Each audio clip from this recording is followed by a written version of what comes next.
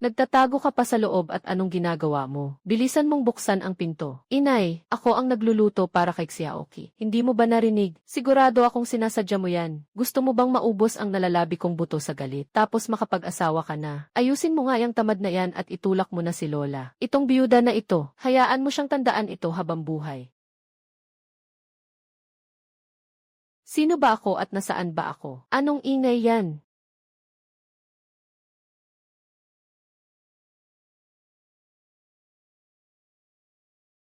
Mga hangal na gulo.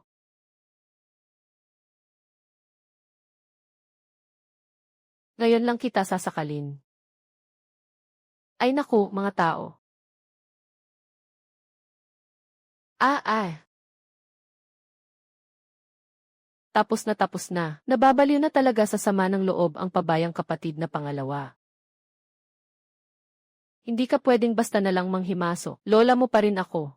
Nang hahamak ka pa, inaagaw ang bigas namin at ibinibigay pa sa panganay. Nung sinisigawan mo kami na para kaming mga ulila at walang ina, bakit hindi mo matandaan na lola mo ako? Ah.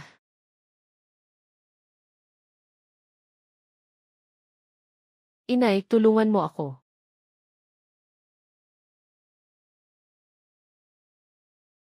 Napunta ako sa malupit na panahong 1961. Wala man lang akong dala. Paano ko bubuhayin ang pamilya ko? Nalaman ng host ang healing. Nagsisimula na ang supercritical hit system. Matagumpay na nabuksan ang sistema. Lahat ng pagpunta sa dagat at pangingisda ng host ay pwedeng magka-critical hit. Bawat huling-huli na hango sa dagat, pwedeng biglang dumami o tumaas ang kalidad. Basta makahuli ng huli sa dagat, pwede nang magka-critical hit. Naligtas na ang buong pamilya. Simula na. Naligtas na ang buong pamilya at ang random na critical hit ay pwedeng magpalaki ng dami o magpaangat ng kalidad. Kuya, hindi pa tayo nakakain ng busog kagabi. Kapag gutom, hindi ka talaga makakatulog.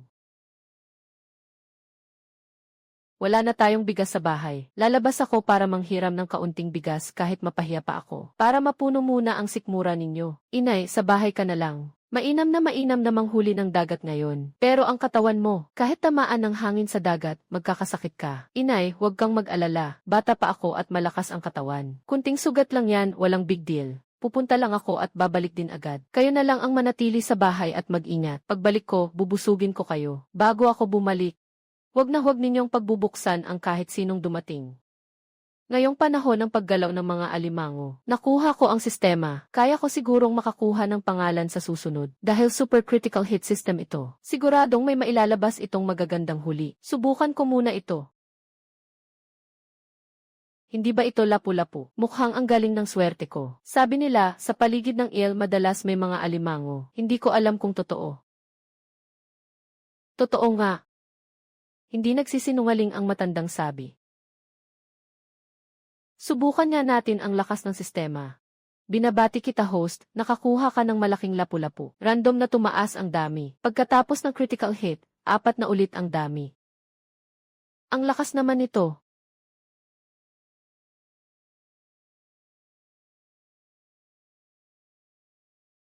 Binabati kita host, nakakuha ka ng berdeng alimango. Random na tumaas ang timbang. Pagkatapos ng critical hit, doble ang timbang.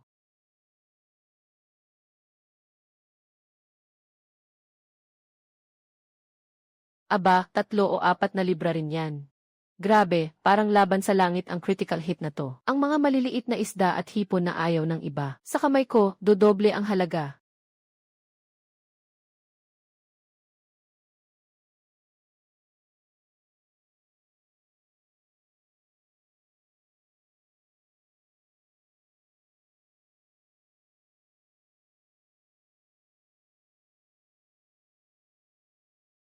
Mabuting isda, bigyan mo na rin ako ng ilang kabibe. Mahalaga ang nakikita sa ngayon, pero mas mahalagang ayusin muna ang pagkain ng buong pamilya.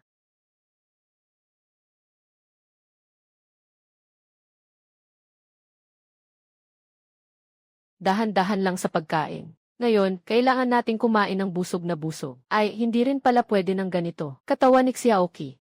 Inay, huwag mong alalahanin, akin na ito. Bukas, kaya ko pa ring makahango ng pagkain mula sa dagat na kasinlaki ng bundok. Si ate at bunso, kailangan pa ring kumain. Lubos nang nanghina ang katawan. Wala na si tatay. Akin na ang pamilya na ito. Hindi naman ang nanay ang nagpapasakit. Gusto ko lang kayong maging maayos at ligtas.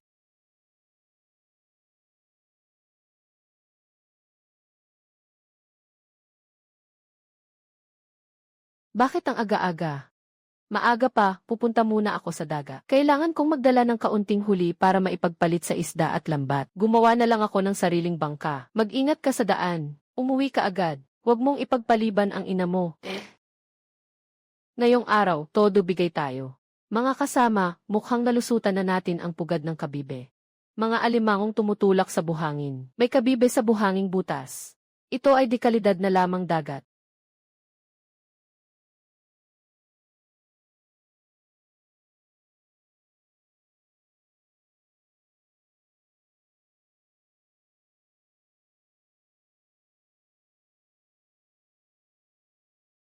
Lumabas na.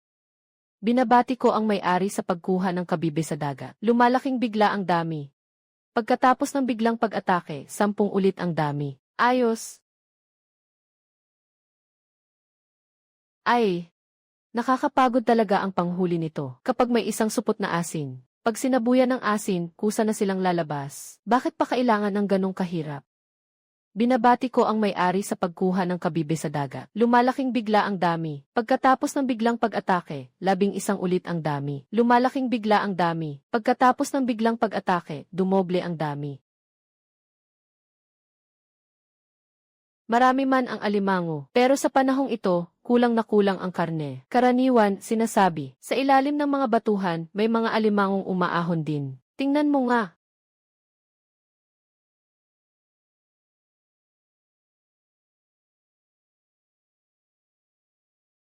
Pula pala. Ang huling ito, premium talaga. 2 lang, pwede nang ibenta ng higit 10 piso. Binabati ko ang may-ari sa pagkuha nito sa dagat. Pulang isda, 2. Lumalaking bigla ang bundle, 3 ulit ang dami.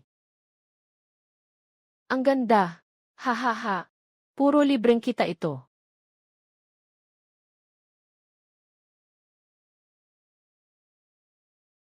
Anong ingay iyon? Binabati ko ang may-ari sa pagkuha ng isda, 2. Biglang atake, lumabas. Lumalaking dami. Pagkatapos ng biglang pag-atake, 15 ulit ang dami. 15 ulit, kahit di kasing taas ng presyo ng pulang isda. Pero malambot at sariwa ang laman. Mabenta pa rin ito. Nako, talagang yumaman na tayo nito.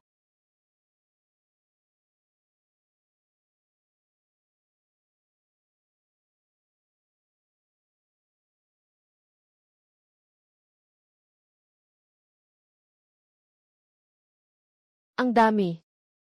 Napakaraming alimango. Hey. Inay, kunin mo agad ang mga banga sa bahay. Dapat agad ilagay sa tubig ang mga isda.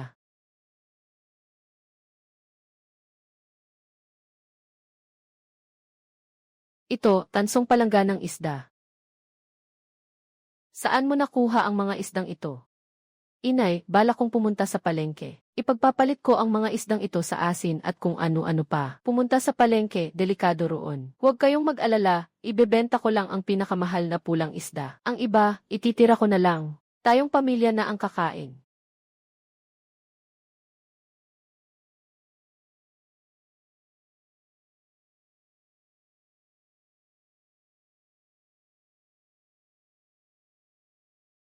Sa palengke na iyan, mas mabuti pang nakatakip ang mukha mo para mas ligtas.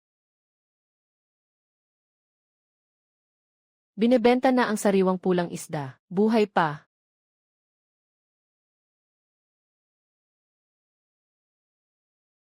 10 piso. 2 ang bilhin mo sa akin. 10 piso. Ang pinakamalaki, 8 piso lang ang halaga. Bunso, 40 kuha ang ibibigay ko. Ikaw na isda, ako na ang kukuha niyan lahat. 40 kuha.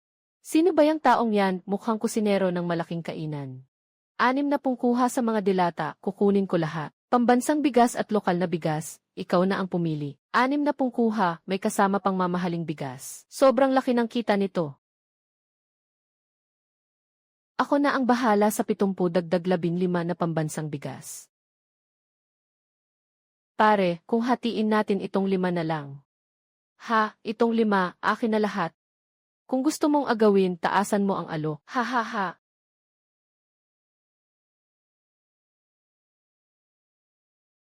Bunso, ayon sa presyo ko kanina na lang tayo magkasundo. Pag may pulang brim na, dalhin mo roon. Siguradong pinakamataas ang ibibigay ko sa iyo.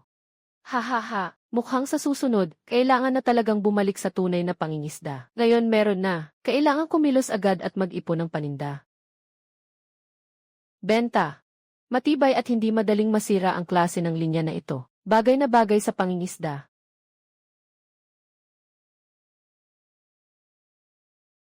Manok na sa 3 piso ang isa. Mataas na kalidad na bigas, 8 piso. Malambot na harina ng mais, bagay sa bata, 1 kuha.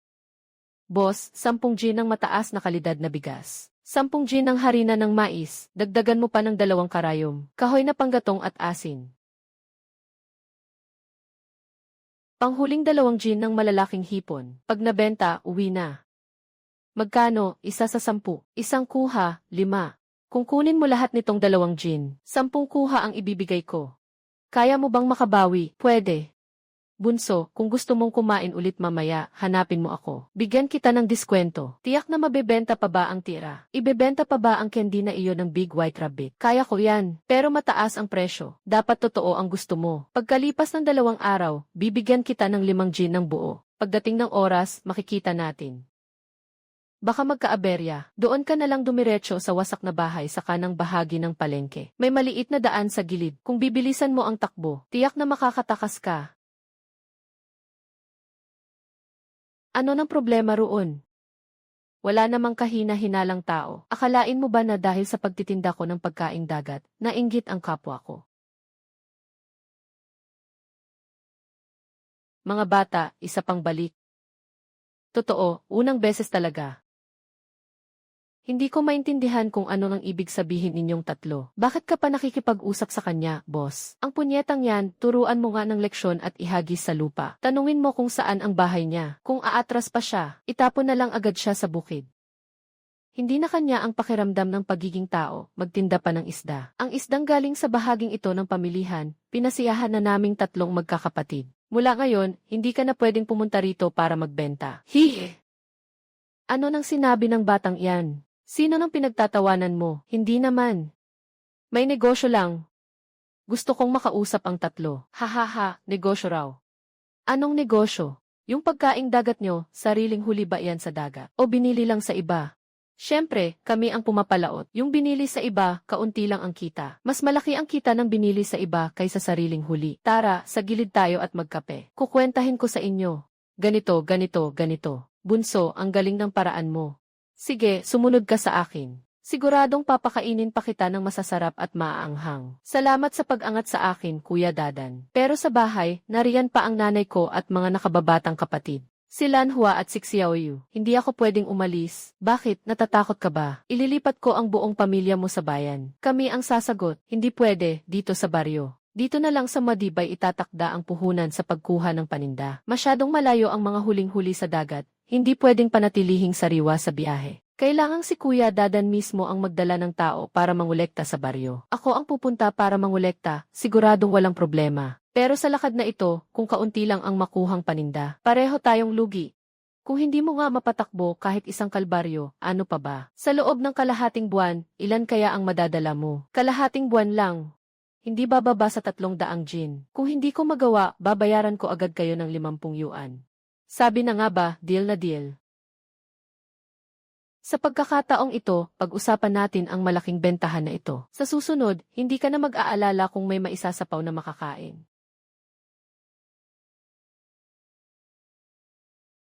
Pagod na ako, kuya. Kumain ka ng mansanas para maibsan ang uhaw mo. Hindi na, hindi na. Ma, nakauwi na ako.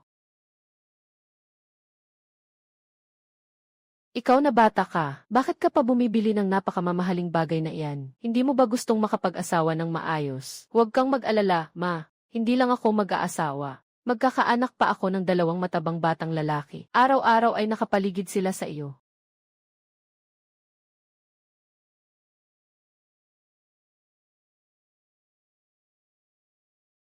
Wala na, araw-araw kang magpapaamo at magsisipilyo muna bago pa kainin. Ate, ayokong kumain. Cheng Kei, lumabas ka rito.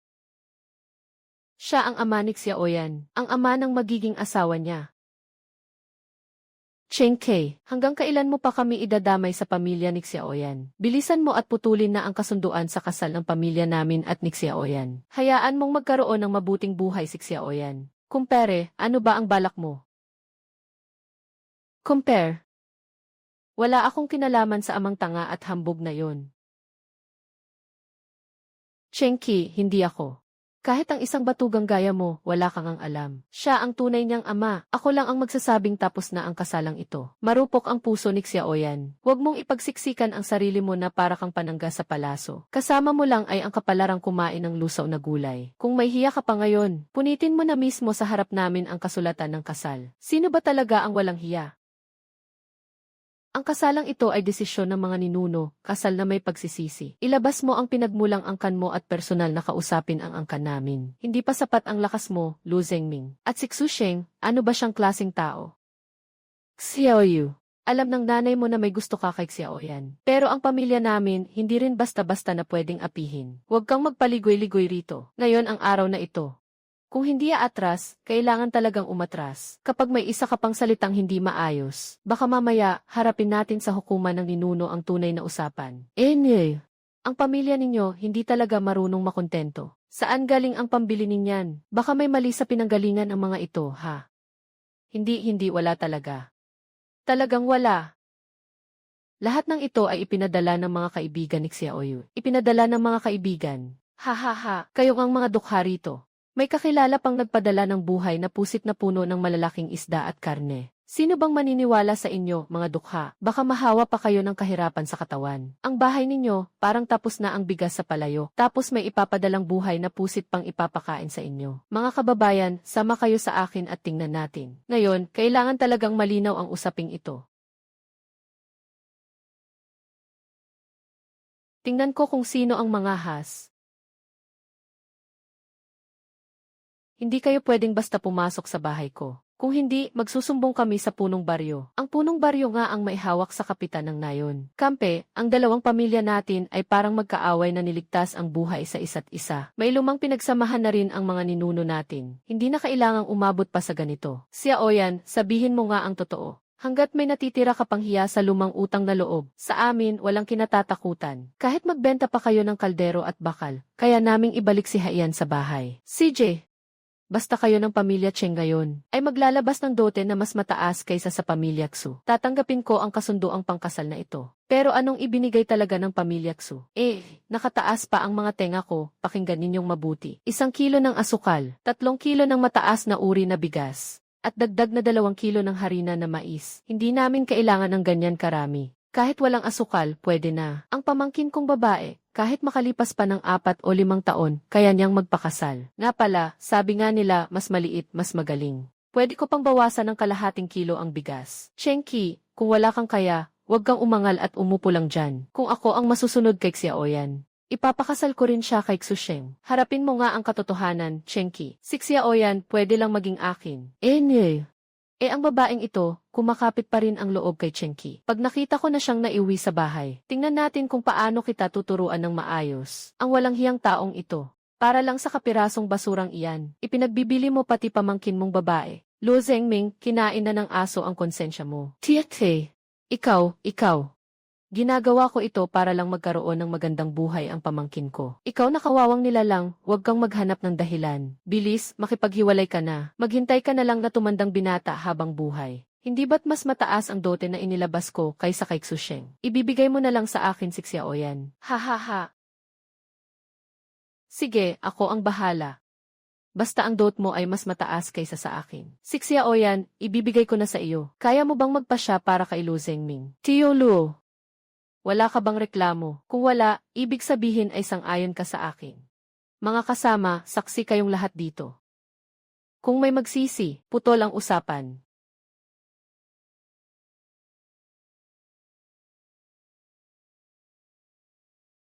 Narito ang 5 kilo ng mataas na uri na bigas. 5 kilo ng pulbos na harina ng mais. May kasama pang 2 kilo ng matamis na almirol na hipon, sapat na ba? Paano naman iyan magiging totoo? Siguradong buhangin at bato lang ang laman yan. Kayo sa pamilya Cheng, naghihikahos na nga kayo. Imposibleng makapaglabas ng ganyang karaming magagandang gamit. Buksan mo ang mga mata mo at tingnan mong mabuti.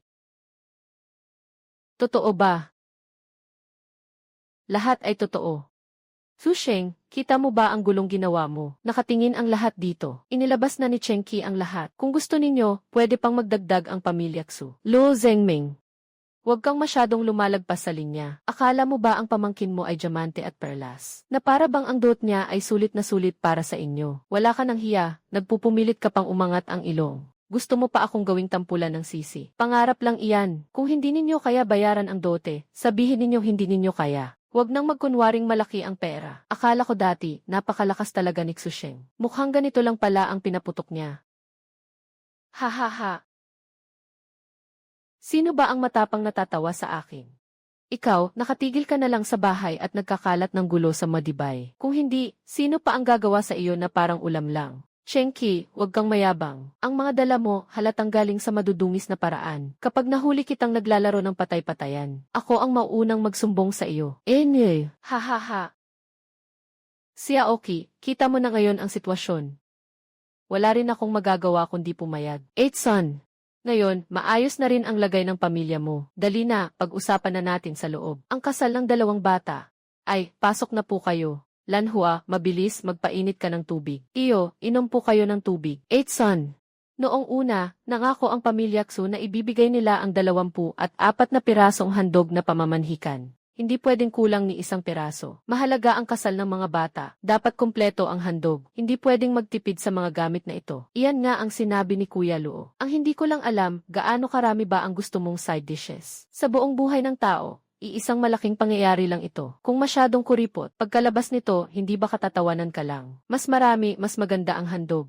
Pero isipin din natin ang kalagayan ng 2 pamilya. Kahit paano, hindi pwedeng hihigit sa pamilya Xu. Ngayon, gulo ang kapitbahayan, hindi maganda tingnan. Kung may ibigay mang higaan at kabinet, hindi ba lalong mapapahiya ang pamilya Xu? Diretsuhin mo na lang. Sa totoo lang, gaano karaming gamit ba ang kailangan? Tingnan mo nga ang sinasabi ng bata. Pagkatapos nito, lahat ng gamit na iyan, kahit isa wala kaming kukunin. Lahat, sa inyo na. 36 na piraso, pumayag na ang pamilya ko. Pero makalipas ang 1 taon, saka lang ako magpapakasal kay Xiaoyan. Kung sa tingin mo ay ayos lang, kunin mo na pati ang handog sa labas. Kung sa tingin mo ay hindi pwede, mas mabuti pang maaga kang humanap ng mabuting mapapangasawa at ipagbili ang dalaga mo. Hindi na ako naaawa sa iyo. Ibinigay ko na sa iba ang masasarap na binili ko. Anong ibang tao? Baka ang magiging hipag mo na.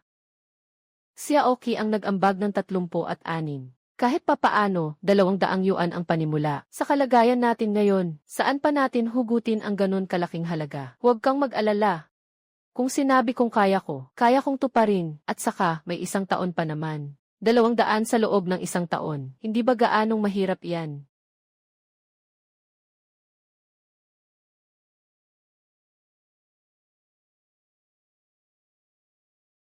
Wow, may karne at mayroon pang itlog. Kuya, ang galing mo talaga. Xiaoqi, mahirap lang tayo. Pero kahit mahirap, dapat may dangal. Hindi ka pwedeng basta lumabas at mangagaw. Ano bang sinasabi mo?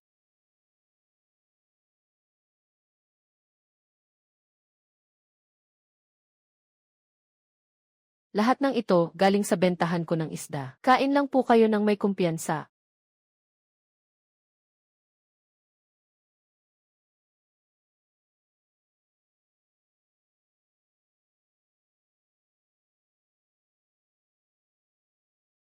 Gabi na. Ano pa ang pakay mo rito? Kapatid, gusto ko sanang bilhin ang lampara na hawak mo. Hindi ibinebenta. Kailangan pa rin ni Mrs. na umasa sa lamparang iyan para manghuli ng isda at may maipambuhay araw-araw. Ibebenta ko na sa iyo. Pwede kong palitan ng harina ng mais. Hindi rin.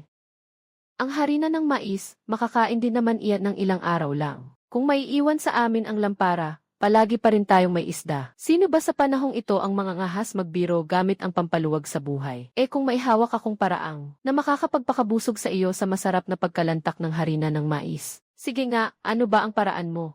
Isang kargada ng huli natin, ibebenta natin sa labas. Sa oras na iyon, huwag ka nang magyabang ng Juma mayonesa at asin. E di bibili lang din naman siya ng gusto niya. Ang lakas manghingi ng papuri ha. Noon pa man, nakasandig na kami sa butas na palayok, wala pang ang bangka. Yung nahuli naming isda, pilit lang naman, pasintabi na. Babe, diretsahan na tayo. Yung mga binili ng pamilya ko ngayon, tambak na iyon. Puro isda kapalit noon. Hindi lang ako basta nakipagpalit ng gamit. Talagang isda kapalit ng bigas na pera pa. Babe, kung sasama ka sa akin. Itong isang sako ng bigas, pangharapan ko na sayo. Ang ganda ng sinasabi mo. Pero ano bang puhunan mo para makakuha ng ganyang karaming isda? Baka sobra ang makuha mo, di mo na rin maibenta. E di sariling dagdag na lang, basta sumunod ka lang sa akin, babe. Ipinapangako ko, 1 taon, sagot ko na ang bigas ninyo. Pati sa bagong taon, may makakain pa kayong baboy na mataba. May siguradong maaasahang paraan ako. Kahit gaano karaming isda, pwede kong ipasa agad. Ang kulang na lang ngayon ay mga kamay. Kahit ako lang ang aasahan. Sa kalahating buwan, 300 kilo ng isda. Kailangan kong humanap ng tao na kabisado ko. Kapag may isda na, babalik ako at gagawan ko ng paraan para may labas pa. Kung madadagdagan kita ng ilang tao, pwede ba akong humati ng malaki? Hahaha, natural lang iyon. Ang iba, 1 buwan, 2 piso lang ang kita. Ako, diretsong 5 piso ang ibibigay ko sa babe. Hindi lang iyan. Sa bawat taong may rekomenda mo, may dagdag akong 5%. Pero tandaan mo, bago ang lahat, sa tao, dapat talagang maaasahan. Kailangan kaya niyang tiisin ang hirap ng paglalabas ng bangka. Sa gabi, kailangan pang puyat sa pagbabantay ng palaisdaan. Basta nasa pwesto na. Lahat ng ito, wala ng problema. Sinasabi ko sa'yo, yung lihim na pwesto ko sa paglusong. Nasa malalim na look sa likod ng mga tubuhan sa dulo ng baryo.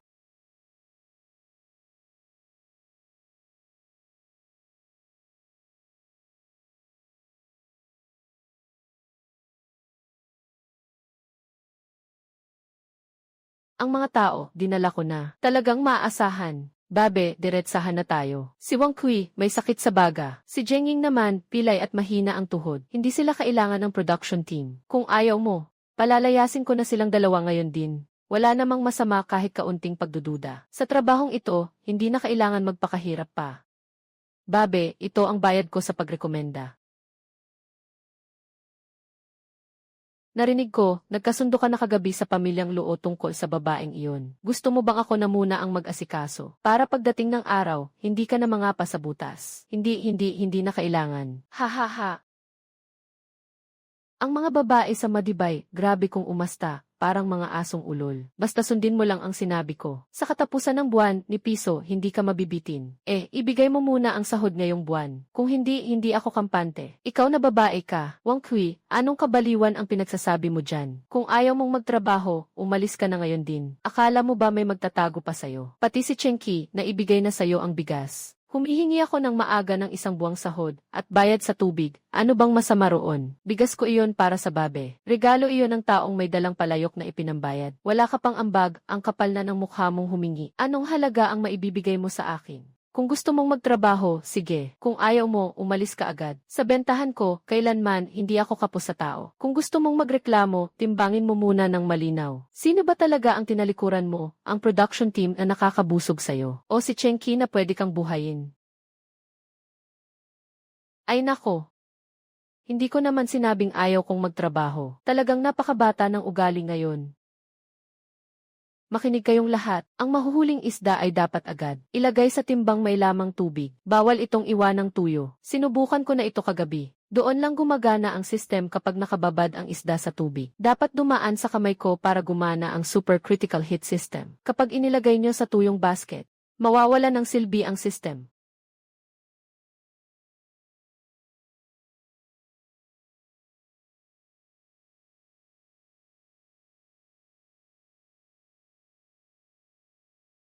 Itong leopard coral grouper. Napakagandang huli nito. Tamang-tama ito para pangpalakas ng katawan. Ha ha ha. Itay, masyado kang maagang pumanaw. Dapat ay nakita mo ang ugali ng asawa mo. Kahit ang sarili niyang anak ay hindi man lang iniisip. Habang sila ay nabubuhay sa luho, basta na lang nila kaming tinuring na parang basura. Ngayong araw pag hindi nyo ibinigay ang nararapat, ay magkakagulo tayo sa bahay ninyo. Sige, gawin mo ang gusto mo sa bakuran namin. Kahit ubusin niyo pa ang lahat ng laman dagat. Kung hindi kayo mabusog, kasalanan ninyo na iyon. Aba, nakabalik na pala ang apo ko. Ang dami mong nakuhang matatabang isda. Huwag kang mangialam sa hindi mo pag-aari. Lola mo ako, Chenki. Paano mo nagagawang bastusin ang nakatatanda? Kayong mga walang utang na loob. Natural lang na kumuha ako ng kaunting isda sa inyo. Sige, kung iyan ang gusto ninyong maging patakaran, ay magkukwenta tayo ng maigi. Noong tagsibol kung kailan sobrang gipit namin, kaming apat na mag-iina ay lumuhod sa inyo para manghiram ng kahit kapiranggot na pagkain. Lola ko, tinuro mo kami sa labas at sinabing hayaan na lang kaming magutom. Wala kaming maisaing sa bawat bahay. Pero tuwing may makukuha kaming pagkain, matitiis ko bang hindi kayo tulungan, dahil lang ba sa kahirapan? Kung wala kayong makain, ibig bang sabihin ay meron din ako? Tinanggap ko na noon na wala kaming makain. Pero naaalala mo ba noong himatayin sa gutom si Xiaoyu sa tapat ng pintuan nyo?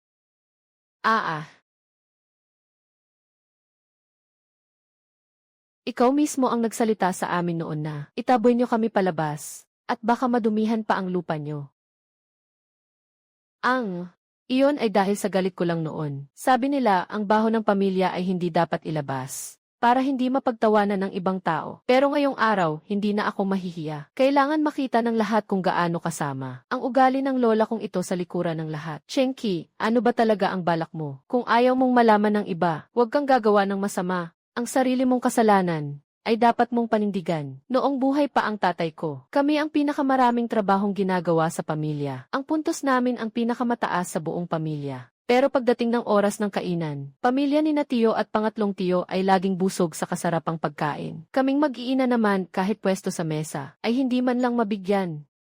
Huwag kayong maniwala sa mga sinasabi ng batang ito. Alam ng buong baryo, noong hindi pa tayo naghihiwalay ng bahay, mas mababa pa ang turing niyo sa amin kaysa sa inaalagaan ninyong baboy. Ang baboy ay may silungan para hindi mabas at mainitan. Samantalang kami ay siksikan. Sa sira-sirang bahay na pasok ang hangin at ulan. Ikaw na bata ka, tumahimik ka nga, dahil wala na akong karapatang magsalita. Bakit mo pa kailangang agawin ang pagkaing pampatawid buhay namin? Akala mo ba gaya pa rin ako ng dati, na madaling apihin at yurakan? Ang tatay ko ay mapagpatawad. Kahit na kaming mag-iina, ay ituring na parang alipin at pagtrabahuhin ng walang humpay. Ay hindi siya nagrereklamo. Pero, lola ko, hindi mo ba naaalala ang pagkamatapat at kabutihan ng aking ama? Sa huli, bakit ba kami napilitang maghiwa-hiwalay? Pinakamagaan ang trabaho ng grupo na naglilinis ng bangka. Iyon mismo ang nakalaan para sa akin na pangsalba sa buhay. Pero kayo pa ang umagaw at ibinigay sa panganay. Isa siyang malakas at buo ang katawan na lalaki. Hindi na lang kaya siya sumama sa dagat mangisda. Kapal ng mukha niya na agawin pa ang trabahong pinaghirapan ng mga babae. Kung ayaw ninyo, kayo na lang na mga takaw gulo ang itulak namin sa butas na iyan. Paano mo masasabing kusa akong humihingi ng hiwalayan?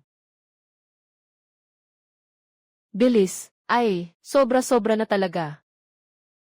Paghiwalay, kanya-kanya na tayo. Hindi man lang ba kayo naaawa na baka magutom kami sa bahay? Ang dami rin namang naipadala ng ama ko sa inyo, pero ano naman ang sa inyo? Hindi lang ito pagtataboy, inuupod pa. Ang aking ama ay sunod-sunod na inabutan ng mga sakuna. Mas lalo pa kayong walang tigil sa pagkamuhi sa amin. Nilinaw na namin ang lahat ng ugnayan sa bahay namin. Buong pamilya namin, ubos lakas na kami. Bilang nakatatanda, nagampanan mo ba ang tungkulin mo sa buong araw? Huwag kang umiyak, simula ngayon ako na ang sandigan ng bahay. Ngayon, wala ni isa sa inyo ang makakakuha ng kahit isang butil mula sa amin. Hoy, si Chenki talaga ay wangis lobo na may maputing mata. Pinilit ko lang mabuhay para sa ikalawang anak. Umalis na siya. Kung ganoon, ang anak niya ang magugutom at mamamatay sa sarili niyang lola. Bahala na. Bigyan na natin siya. Buksan ang mga bibig na iyan. Ang buhay namin ay walang katahimikan. Noong buhay pa ang aking ama, ni isang patak ng luha, hindi ko nakita sa inyo. Ngayon, ikaw pa ang pinakamaingay umiyak. Gusto mo ng pagkain, ano? Sige, basta pumayag ka sa isang kondisyon ko. Agad kitang bibigyan. Talaga bang totoo ang sinasabi mo? Huwag mo akong lokohin, matanda. Totoo nga. Sige na, huwag ka nang magpakondisyon. 10 man, pasado lahat. Hindi kailangan ng 10. Isang bagay lang ang kailangan mong gawin. Ibalik mo ang pangalan ko sa paglilinis ng bangka. Ang pagkain, bahala ka nang kumuha. Monting Kuneho. Ano ba ang pakay mo? Wala namang pangalan ang panganay mo. Paano mabubuhay ang buong pamilya niya? Hindi ba gusto mo naman pala ang pagkain, Lola? Sino nga ba ang nagsabing sasang-ayon siya sa 10 kondisyon? Ilang butil lang ba ang mapapala sa isang basag na pangalan? Akala mo ba tanga ako, asawa ko? Mukhang ayaw mong magpalit. Kung gusto mo ng pagkain, pangalan ko ang ipalit mo. Kung ayaw mong magpalit, layas. Ikaw na mukhang kuneho, pasaway ka. Aray! Aray! Ako ang nakababatang asawa. Ako ang pinakabunso. Ikaw ang nakatatanda. Pwede kang maniwala ang tamaan at pagalitan ng basta-basta. Sugod dito. Ngayon, ikaw ang sisibakin ko. Mula ngayon, huwag ka nang mangarap pang tumapak sa pintuan ng bahay namin. Chenki, huwag kang magpakatanga. Ikaw lang namang anak. Lola, pakiusap, patawarin mo na ang kuya ko. Wala na ang aking ama. Kami na lang ang magkapatid. Itong si Panglaotae ay wala nang inatupag kundi apiin ang mga ulila at walang ina. Bakit mo naman itutulak ang isang tao sa gitna ng daan? Kikilos ka pa ba, hindi mo ba kami laging inaapi? Kikilos ka, aray. Kayo sa pamilya ninyo, mga baliw sa isip. Walang pusong bata. Kuya, wag mong pabayaan si Xiaoyu. Susundin na lang kita sa lahat. Hindi na rin ako kakain ng malagkit na matamis na sopas. Lan Huac Xiaoyu. Pasensya na, ako na ang sinasabing lola ninyo, pero hindi ako basta-basta sasakmal. Talagang balak niya akong saktan. Kailangan ko ring lumabas at lumaban. Ipinapangako ko, hindi na ako gagawa ng ganitong kaguluhan ulit. Kung mauulit pa ako, babayaran ko kayo ng hipon na pansit na hindi na ninyo maubos. Kakainin hanggang mapudpod ang mga ngipin. Ha ha ha. Tandaan ninyo, walang halaga ang kahit ano kay sa buhay. Susunod ako sa lahat ng sasabihin mo. Pero hindi na natin kayang tiisin pa. Kailangan na nating magmatigas. Hindi lang iyan. Maghuhukay pa ako ng palaisdaan para magparami ng isda. Para masuportahan ko kayo. Abiso ng sistema, 5 ang itinaas ng dami ng lamang dagat. 3 beses ang itinaas ng bigat ng kabibe. Ang serbisyong ito, himalang-himala talaga. Mayaman na tayo, talagang mayaman na tayo. Ang daming huli. Hindi mo ba kakaalis lang ng ilang piraso? Swerte nga, may napadpad na maliit na kubo. Kung araw-araw ganito karami, baka yumaman na tayo agad. Hindi na tayo aabot dyan. Maaga pa lang, abala na agad. Dumaan kayo sa bahay para kumain. Ay, ang sarap naman pakinggan yan. Sa buong taon, ngayon lang ako nakakain ng busog ng ganito. Si Aoki, ang pamilya ninyo talaga, ang galing. Salamat, Kuya Ki. Salamat, Kuya Ki. Tio Wang, Ate Yingzi.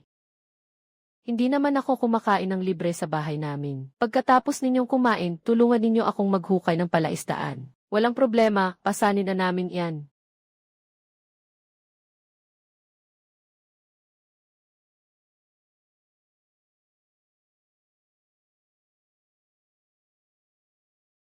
Itong ilang pirasong kahoy, itali lang sa isang bungkos. Talagang makakahuli pa ng isda. Pagkatapos nating mananghalian, punta tayo sa tabing dagat. Malalaman ninyo kung gaano iyan kapakipakinabang.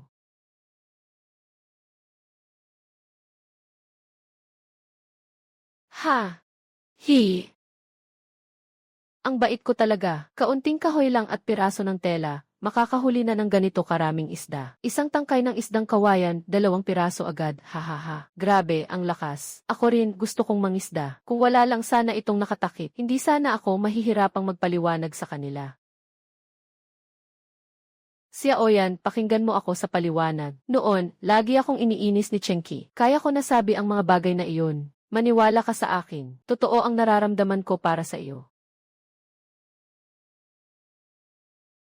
Kuya Ki, dumating na si Xiaoyan. Kumain na ba kayo? Beba, nakakain na ako. Kayo, kumain na ba kayo? Kumain na rin kami. Hindi pala gaanong tanga si Xiaoki, may itinatagong pakulo pa. Dito tayo mangisda. Kuya Ki, bumalik ka na. Chenki, wala kayo sa production team. Kaya pangingisda lang ang kaya ninyong pagkakitaan. Chenki, kung magmamakaawa ka sa akin, baka sakaling magbago pa ang isip ko. Hayaan mong ipagawa sa lolo ko ang kung anong maramihang trabaho para sa iyo. Sino bang pamilya ang hindi nasiraan ng loob? Sa asar na ito, puro tahol lang. Huwag kang mag-alala, aayusin ko ang buhay mo. Ikaw, mukha ka ng kahon ng gusot. Wala ka na talagang natira kundi pa imbabaw na astig. Ako ang mapapangasawa ni Kuya Ki. Hindi pa naman kayo kasal. Loohaian, hindi ka ba mahihiyang tumigil? Magtatali rin naman kami sa huli. Bakit ako at si Xiaoyan pa ang mapipilitang magtira sa isang higaang bakante? Nagsiselos ka na pala. Kayo. Isang babaeng walang hiya. Ikaw lang si Cheng Qi ang gustong magpulot ng basura. Ang isang katulad ni Haiyan, kahit palumuhod ka at magmakaawa, hindi yan papayag. Gusto mo pang malaman ng buong baryo kung gaano siya kawalang kwenta. Cheng Qi, akala mo ba matapang ka? Hahaha, tingnan mo nga kayo, sira na ang reputasyon nyo. Paano pa kayo makakatingin sa mga tao sa baryo? Huwag na nating pag-usapan ang kasal. Siguradong pagtatawanan lang kayo ng lahat.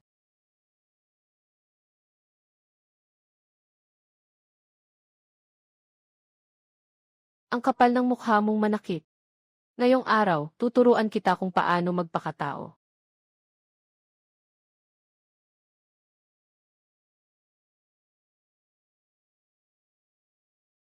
Talaga bang may lakas ka pang manakit? Kapag hindi ka pa tumigil, malalaman mo kung bakit mapula ang dugo mo. Hindi pa tapos ang usapan natin ngayon. Cheng Qi, tandaan mo to. Basura, ayan lang ba? Cheng Qi, napasubo ka sa laki ng gulo. Ang lolo niya ang ating team leader at pinuno ng baryo sa Madibay. Huwag kang mag-alala, huwag kang mag-alala. Ngayon, nasa panig natin ang katuwiran. Ano? Sun Gizi, kung hindi mo kami bibigyan ng paliwanag ngayon, huwag mong sisihin kung bakit namin kayong ginigipit na mag-ina. Kuya Xu, may malaking pagkakaunawaan lang dito. Wala akong pakialam sa paliwanag nyo. Ang anak mo ay nanakit ng tao, krimen yan. Kailangang magbayad ng 5 kilong harina ng mais, 5 kilong cereal, at dagdagan pa ng 5 kilong asukal. Hindi pa tapos ang usapan natin ngayon. Hahaha, tama ang sinabi niya. Hindi lang dapat bayad pinsala ang ibigay. Dapat lumuhod ka pa at humingi ng tawad. Tama, ganyan dapat, may aangal pa ba? Cheng Qi, ang lakas ng loob mong hinga ng bayad ang pamilya Xu. Hindi ba sapat ang paliwanag ko? Ang anak mo ang gumawa ng mali, hindi ba dapat lang siyang magbayad? Wala naman akong ginagawang masama. Ikaw ang may gawa ng lahat. Cheng Qi, wala kang pakundangan kung manakit ng tao. Kung hindi mo lang ininsulto ang pamilya Xu na wala kaming kwenta, at sinabi mong hindi karapat-dapat ang lolo ko na maging team leader, hindi sana kita papatulan. Tama, tama. CJ, tama. Gusto mo bang makatikim ng bugbog? Inay, Kuya Xu at sa inyong lahat. Nagkakamali kayo ng inaakala. Hindi nangyari ang mga bagay na sinasabi ni Xusheng. Bata ka pa, wala ka pang alam. Tapos gusto mo pang maging team leader. Kahit may barko kayo o marunong kayong mangisda, mahihirapan kayong manalo sa akin bilang leader. Sino ba ang walang ambag sa baryo? Ano ka namang klaseng tao, Cheng Qi? Ang kapal mo rin magsalita. Sinasira mo ang dangal ng angkan. May gana ka pang manakit. Ngayon din, kailangan mong sumama sa amin.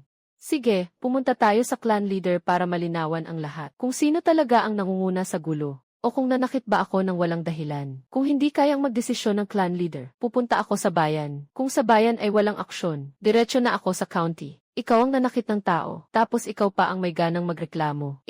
Nagtanong ka ba kung bakit ko ginawa yun? Pagpasok nyo, may tinanong ba kayo?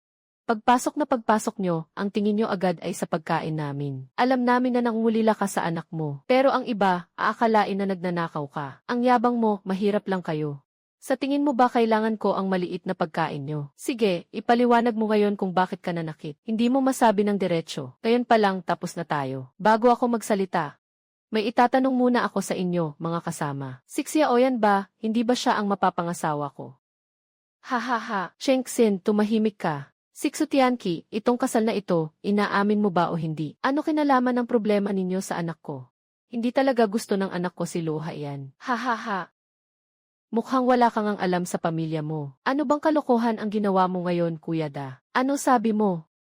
Pumunta sa dalampasigan si Xiaoyan para hanapin ako. Anak mo, parang tagahila lang ng balat. Nakapit lang sa likod at sumisipsip. Ang lakas mong magsalita. Kunwari tunay kang may gusto kay Xiaoyan. Mukhang gusto mo talagang ipahiya ako sa harap ng lahat. Suko na ako sa ganyan.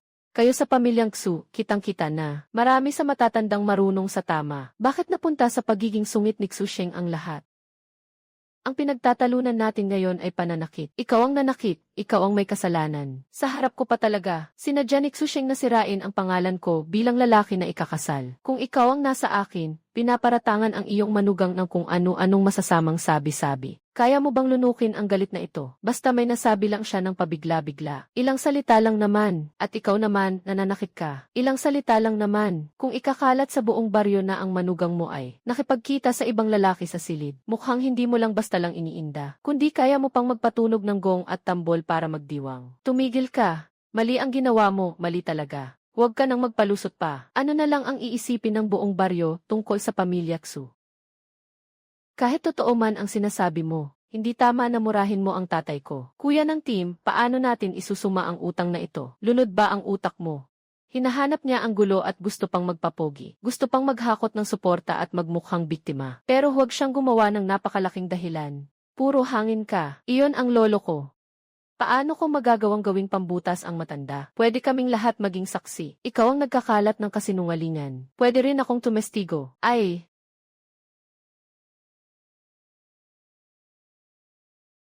Si Xu Sheng ang nanggulo sa akin. Hindi ako pumayag. Gusto niyang gawa ng masama si Cheng Qi. Si Cheng Qi, pinapaalis lang siya. Wala siyang ginawang pananakit. Wala ring kahit katiting na paglapastangan sa pinuno ng lahi. Lahat ay puot lang ni Xu Sheng sa puso. Kaya sinisiraan niya si Cheng Qi. Itong bata na ito, malinaw na binigyan ko siya ng 2 sampal. Ikaw, luha iyan, lakas mong magsinungaling sa harap ng lahat. Si Cheng Qi, malinaw na sinampal ko ng 2 beses. Nandito ka pa ring nakatingin at nagsasabi ng kung ano-ano. Hindi nagsinungaling si Xiaoyan. Nandoon din ako noon. Masasabi kong si Cheng Qi talaga ay hindi nanakit kay Xu Sheng. Jingying, paano ka napasama sa kanila? Hindi siya gusto ng production team. Sabay na tayo sa dalampasigan at kumuha ng makakain. Para hindi magutom, hindi ba pwede? Ay, bugbugin siya, bugbugin siya. Tianyeng, itong anak mo, dapat mong ang disiplinahin ng maigi. Pati siya ay kasama sa grupo. Kapag may nakaalitan siya, babawasan siya ng puntos sa paggawa. Kung ganoon, aalis na rin kami. Tatay, tawagin mo silang bumalik agad. Hindi ko kayang lunukin ang inis na ito.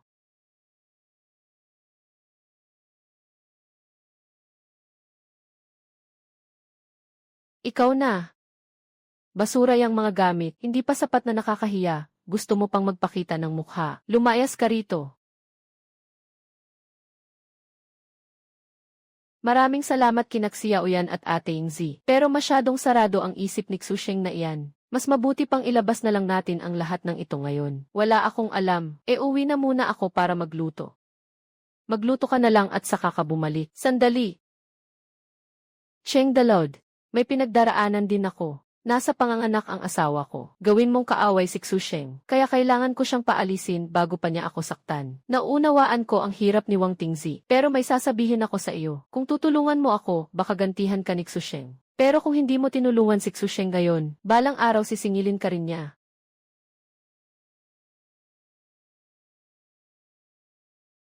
Kuya Cheng Qi, galit ka ba sa akin?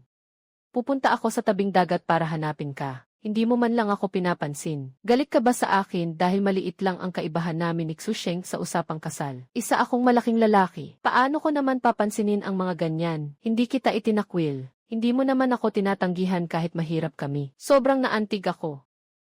Bakit hindi mo ako pinapansin? Noon, talagang may konting inis ako. Noong nagwala si Xu Sheng sa bahay namin, tinanong kita, sino ang pipiliin mo? Hindi ka umimik. Ako. Pakinggan mo muna ako hanggang dulo. Maaga pang nawala ang tatay ko. Ako lang ang lalaki sa pamilya. Kailangan kong akuin ang pamilyang ito. Noong una, naiintindihan ko pa ang pagdadalawang isip mo. Pero pagkatapos nyon, sana ako pa rin ang pipiliin mo habang buhay. Hindi ako nagdalawang isip. Ikaw ang pinili ko, ikaw lang ang gusto kong pakasalan. Ha ha ha. Kuya Cheng Qi, binibiro mo ba ako?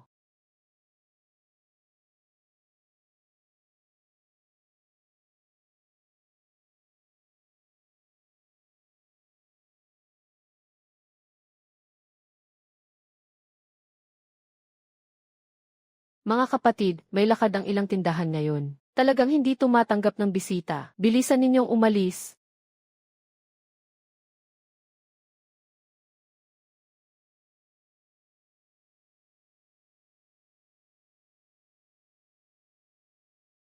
Hindi simple ang pagkakakilanlan ng bisitang ito ngayon. Pero ngayon, hindi ako makapasok sa pinto. Paano ko ipagpapalit ang mga magandang paninda ko para sa candy?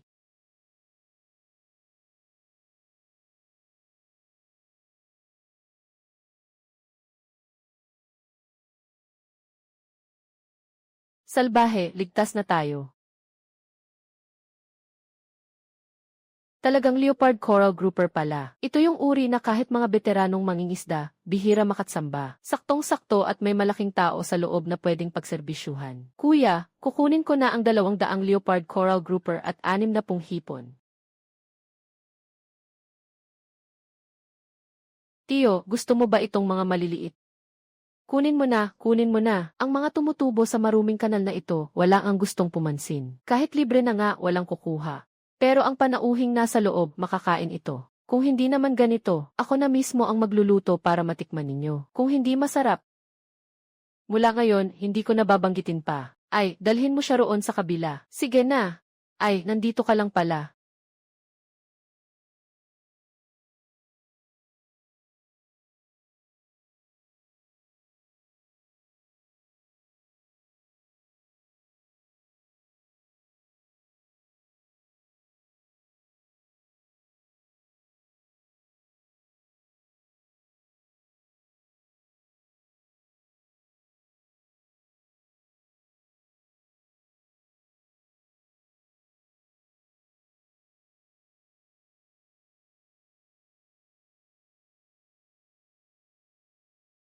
Kapag kumakain si Tio, umuya ka lang ng kaunti at ayos na. Huwag mong uyain ang kabibe.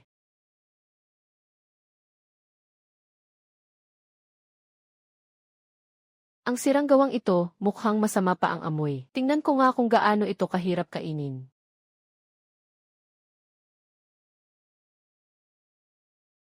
Alanan.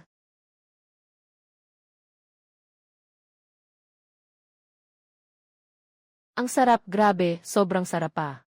Nasaan siya? Matagal na siyang umalis. Paano mo naman basta papakawalan ang tao? Bilisan mong pumunta sa palengke at hukayin mo ng 3 dangkal ang lupa para mahanap siya. Ito ang pwedeng magpalipad sa ating bahay kainan, na parang nagliliyab at umaangat.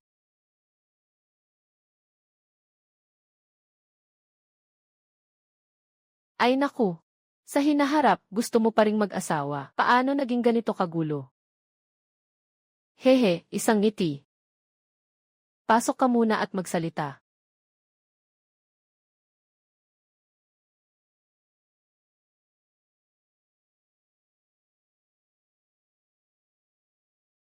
Ha!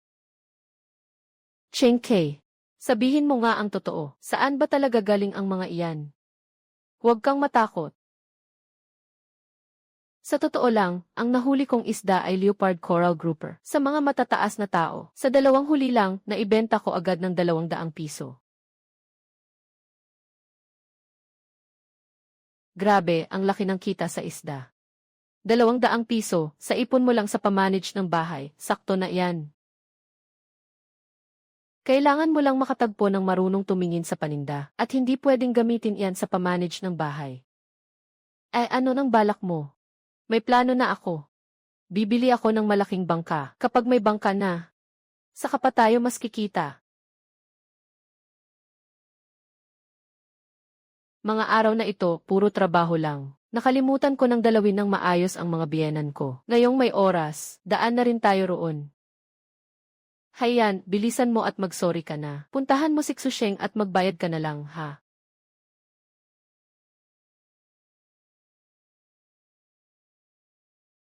Kung hindi ka magbabayad ngayon, ay naku, lagot ka. Mula ngayon, hindi na kita ituturing na manugang. Bakit ka pa nagpunta rito?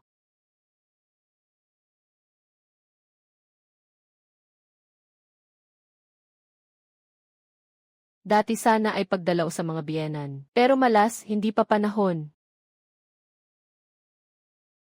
Gusto ko lang makausap ng maayos. Ano bang kasalanan ni Xiaoyan at ang bigat ng parusa mo? Bakit mo siya ginanito katindi? Ikaw pa ang may ganang magtanong. Kung hindi dahil sa iyo napilit sinasakyan ang kasulatan ng kasal ng ninuno, hindi ba? Nakakahamak ka pa sa pinuno ng angkan na si Xusheng. Ang pamilya ko ba ay basta na lang aapihin dahil sa iyo? Kahit si Xusheng ang mapahamak, kasalanan mo pa rin, Xiaoyan. Ikaw rin ang may kasalanan niyan. Bukod kay Chengqi, wala akong papakasalan. Rebeldeng anak, gusto mo bang makatikim ng sampal bago ka tumino? Huwag mong pagbuhatan ang bata. Tumabi ka, pati manugang, hindi mo pa maayos turuan. Tiyo, kung mananakit ka, ako na lang. Huwag mong saktan si Xiaoyan.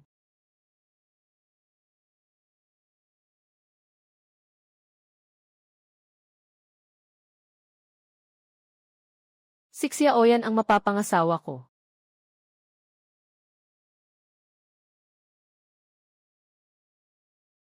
Kapag sinaktan mo siya, mukha ko ang tinatamaan mo. Kapag sinagi mo pa siya ulit, ang mga pagkaing ito, dadalhin ko agad. Ni Butil, hindi kita iiwan. Ay, grabe. Akala ko kanina, umapaw lang ang sikmura ko sa mantika. Pero wala naman palang big deal. Bilis, magpakulo ka ng tubig at painitin mo muna ang katawan ni Kaka.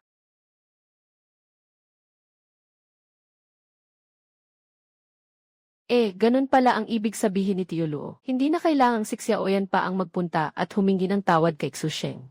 Saan naman niya hihingiin? Ang manugang ko, protektado ang mapapangasawa niya.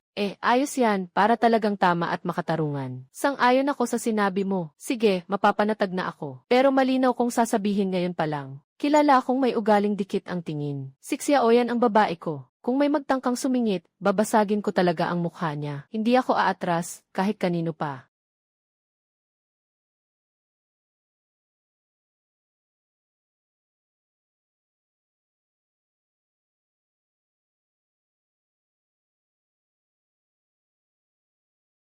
Sa bahay, wala na talaga kaming maipapakita. Siya okay, wag na huwag mong ipagkakaila.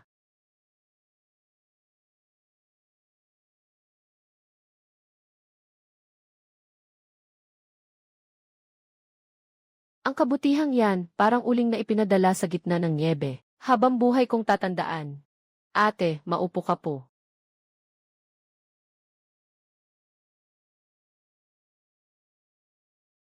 Pumasok ako sa bayan ngayon at kumita ng kaunti. Naisip ko, maraming tao sa bahay ni ate. Kaya bumili ako ng kaunting pasalubong.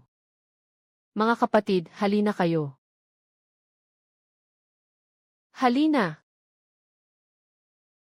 Tingnan ninyo kung ano ang dala ko para sa inyo. Pumasok ako sa bayan ngayon at kumita ng kaunti.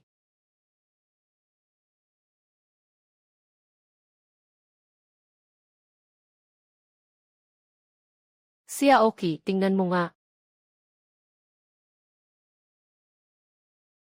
Halika na, ano ba nang dala mong ganyan? Mula ngayon, iisa na tayong pamilya. Sino ba ang magsasara ng pinto kung may bukas na kamay? Pagdating, may dalang kung ano-ano pa. Salamat, Kuya Chunky. Ano bang nangyari dito sa grupo kamakailan? Ako na ang bahala sa pangingisda. Kulang na kulang tayo sa batikan at sanay na tagapanguna. Ang matandang ito, sakim nga sa pera. Pero basta may kita, hindi siya basta tatanggi sa trabaho. Hindi ba dahil nainis mo si Xusheng?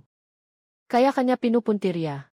Hindi ba siya yung kuripot at tuso sa grupo natin? Ngayong araw, nagdala pa ako ng mga tao at nakakuha ng 80 gin na isda. Isang kumpas lang niya, at kalahati na agad ang nabura. 30 gin lang ang ibinigay sa akin. 3 puntos lang ang halaga ng 30 gin na isda. Halatang gusto niyang putulin ang kabuhayan ng buong pamilya nila. Sabi na nga ba nila, kung bukas hindi ko pa rin makuha ng tama, hindi na nila ako hahayaang mamahala ng bangka. May paraan ako, may mga taong may kapangyarihan. Hindi kami basta matatalo. Tiyo, kung hindi ka, sumama ka na lang sa akin sa trabaho. Ikaw, wala kang bangka, wala ka ring tao, paano mo gagawin? Basta umaasa ka lang sa huli ng umaga at gabi sa dagat. Hindi ka ba magugutom niyan? Wala pa akong bangka ngayon. Pero hindi ibig sabihin niyan na wala na akong bangka sa hinaharap. Tingnan mo nga ang mga isdang huli ko sa pangingisda. At ang mga ipinapalit ko rito, hindi pa ba sapat na patunay iyon? Huwag ka nang maingay, swerte mo lang naman talaga. Pamilya ang pinapakain ko. Kaya hindi ako mangahas na magulo ng basta-basta. Dumating na, kapag walang ebidensya, wala ring basehan. Wala ring mapapala, hintayin mo lang pagdating ng deadline sa kalagitnaan ng buwan. Buong Madibay, mapapasaksi sa tibay ko. Chenki, kailangan pa ba ng tao dito?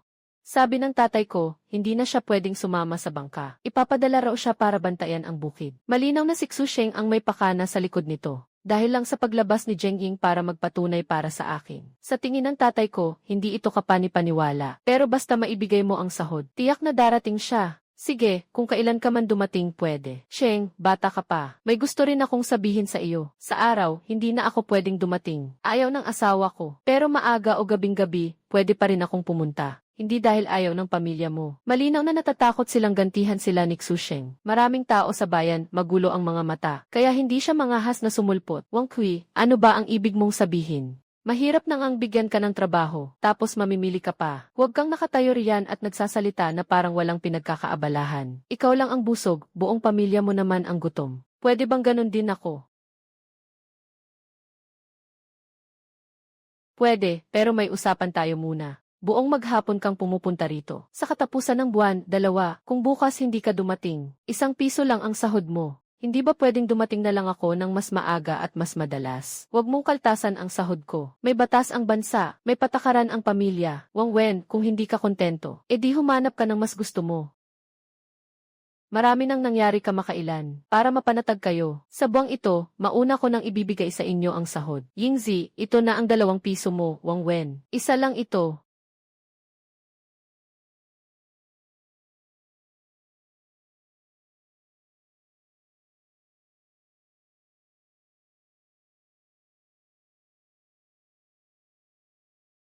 Binabati ko ang host sa huli ng Puting Hipon 18. Random na critical hit na nagtaas ng kalidad. Binabati ko ang host sa huli ng Alimango 6. Random na critical hit na nagdoble ng dami.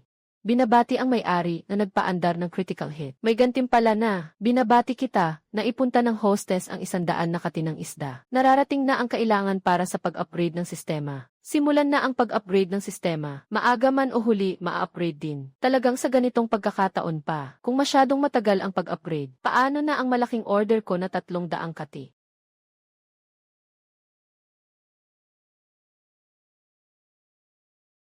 Dahan-dahan lang kayo. Kung maisama mo ng buo si Chenki, hindi na kayo makakakain ng sariwang prutas. Si Xuxin pala ang nagdala ng mga tao dito sa kalagitnaan ng gabi. Malinaw ang puntahan. Ibig sabihin nito gusto mo ang mga isda ko sa baklad.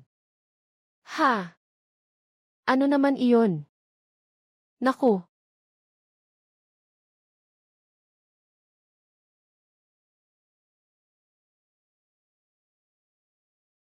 sandali lang, huwag ninyo akong iwan. Atras, susulpot na ang mga multo para sagipin ako.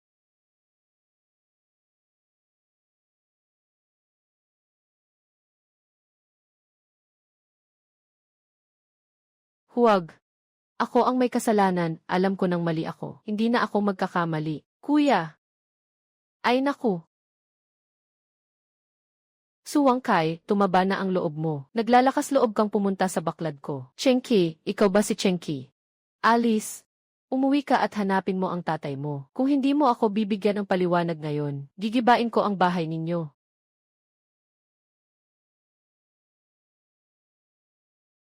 Naistorbo po kayo ni Ginoong Xu. Tingnan po ninyo ito kung pamilya po ba ninyo si Wang Kai. Chenki, ano bang ginagawa mo? Ano bang gulo iyan sa kalaliman ng gabi? Sa kalaliman ng gabi pa talaga, hindi ka ba natutulog sa bahay? Ano bang kaguluhan ang pinaggagawa mo rito? Hindi rin kayo nakakakuha ng kabuhayan. Ngayon ay ayaw mo pang payapain ang iba. Kalagitnaan ng gabi nang bubutas pa ng pinto. Talagang wala kang magandang pakay. Ikaw na Cheng, linawin mo ngayon ang usapan. Hindi pa tapos ang bagay na ito. Nye.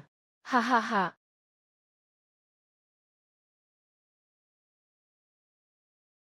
Dapat talagang ipaliwanag ninyo ng maayos. Sa kalaliman ng gabi pa, ang anak mo ang pumunta sa baklad ko, ano bang pakay niya? Yesi, ang anak ko ay nasa kanlurang silid at mahimbing na natutulog. Bawasan mo ang kakasira mo rito. Sa Madibay, alam ng lahat na pinakatapat ang anak ko. Noon, akala ko isa kang may sakit at tuso. Lumilitaw na pagpapanggap lang pala ang awa. Kahapon lang, kakagulo mo lang kay Xuxen. Ngayon ay hindi pa rin natatapos ang gulo. At ngayon, muli mo na namang inaapi ang mga tao ng aming pamilya Xu. Ay naku! Ay naku, tingnan mo ito. Ay ay. Dalawa. Kagagaling lang ni Xuwang Kai sa paglagay ng kamay niya sa mukhang ibinabad niya sa kalaban at kalbong bote. Anak ko, hahaha.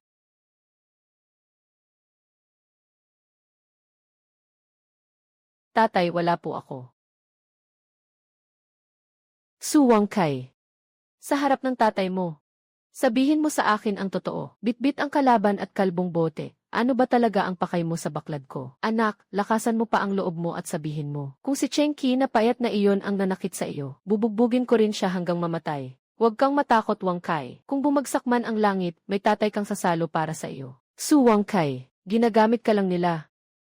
Ngayon, pinabubuhat ka nila ng lahat ng sisi. Talagang papasanin mo lahat para sa kanila. Wang Kai, magsalita ka nga.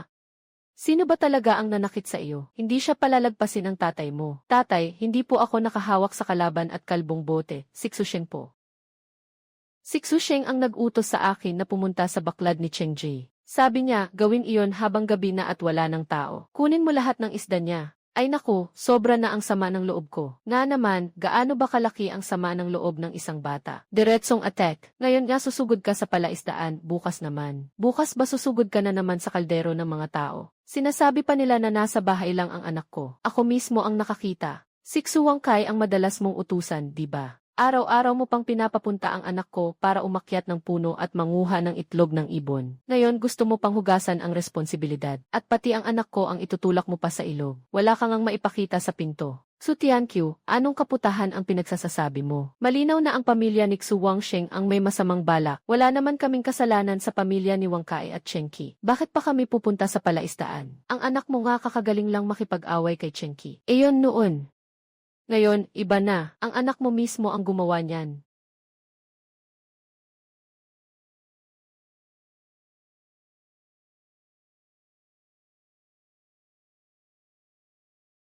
Baba ang boses. Gaano karami ang isda?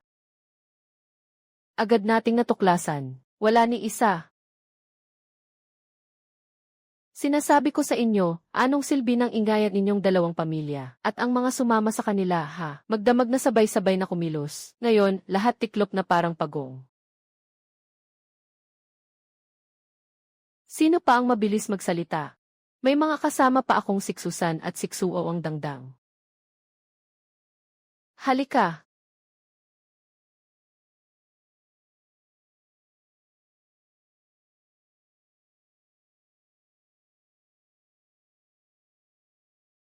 Chenki, kailangan mo bang mag-ingay ng ganyan? Walang may gusto sa iyo, pero ang taas pa rin ang loob mo. Lolo, hindi ko tatanggapin ang sinasabi mo. Kung hindi ko lang agad napansin, baka ang lahat ng isda sa dalawang palaisdaan ko ay baligtad na ang tiyan.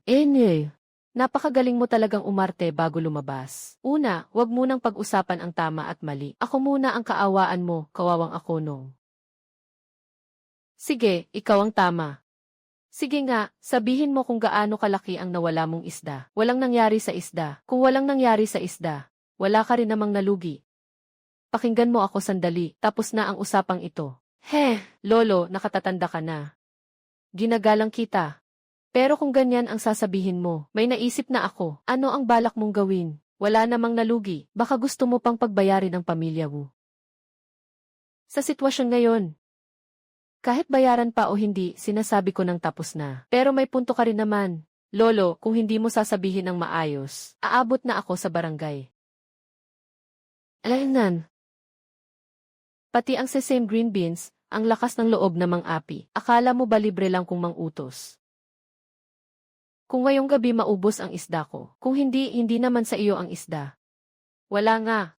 Pero kung maayos na naipasa ang usapan ngayon, sa susunod na pumunta sila sa bahay ko para manggulo, hindi ako magdadalawang isip. Walang matatakas na kahit isa sa pamilya nila. Sino ang hihingan natin ng katarungan? Sabi nga ng matatanda, buhay ang kabayaran. Pagdating ng araw, siksutian ang magbabayad ng buhay ko. O siksu you. O kaya kayo. Hayaan mo akong maging leader ng grupo. Kung ako ang leader na ito, walang makikinig sa sinasabi ko. Cheng Kei, akala mo pa ba na taga-Madibay ka? Sa araw na ito, tapos na ang usapang ito. Hahaha, sige.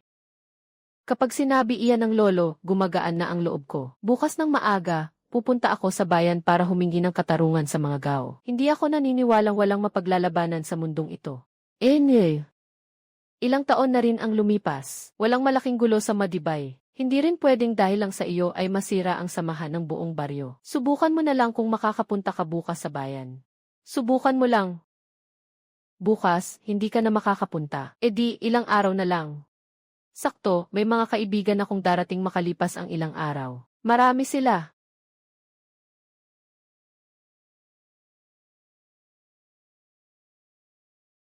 Tinatakot mo ako. Hindi ba ikaw ang unang nanakot sa akin, matandang lolo? Sige na nga, ako na ang natakot. Ako, ngayon lang ako natakot. Madali lang sa iyo mag-isa. Huwag mong kalimutan, may mga anak ka pa. Ang nanay at sina Lanhua at Xiaoyu.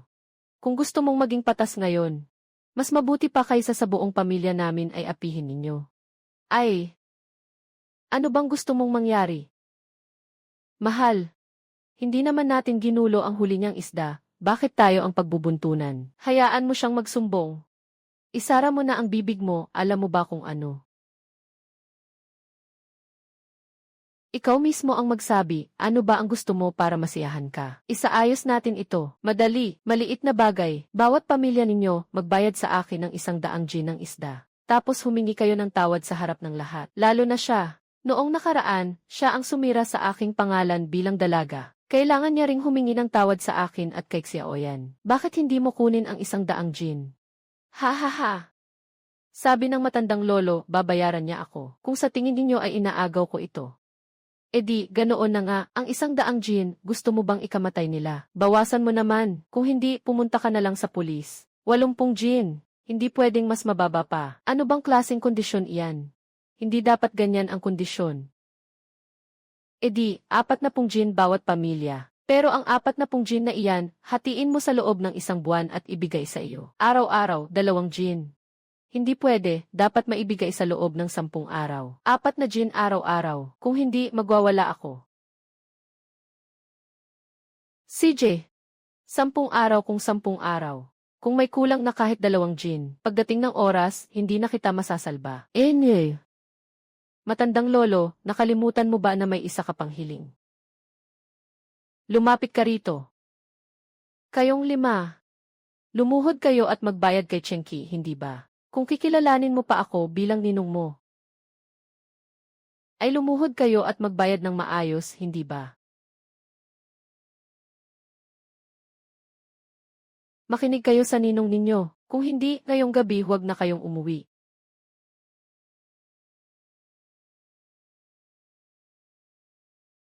Paumanhin po.